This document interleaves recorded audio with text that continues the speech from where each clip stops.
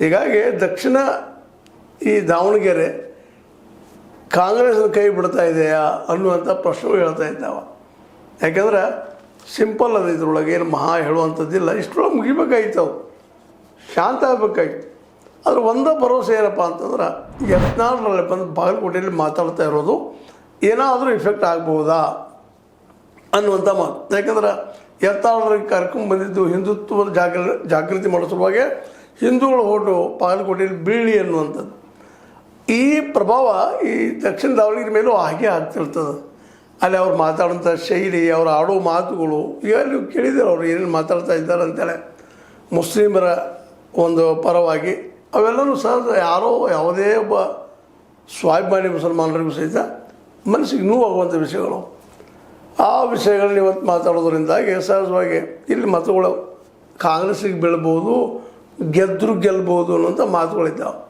ಒಂದು ವೇಳೆ ದಾವಣಗೆರೆಯಲ್ಲಿ ಕಾಂಗ್ರೆಸ್ ಗೆಲ್ತಿದ್ದಪ್ಪ ಅಂತಂದ್ರೆ ಇದಕ್ಕೆ ಕಾರಣ ಯತ್ನಾಳರು ಅನ್ನೋದು ಸಾಮಾನ್ಯವಾಗಿ ಕಂಡುಬರುವ ಸತ್ಯ ಆಗ್ಯದಂತೆ.